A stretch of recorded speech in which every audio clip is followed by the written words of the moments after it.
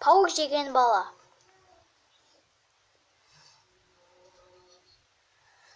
Эй, сен өміріңде пауық жегенсің ба?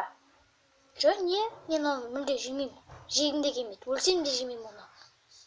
Мен оны жегім келмейді. Жарайды. Ендеше сен маған не дейсің? Сәлем достар, мен қазір мына баланың аузына пауық салатын боламын.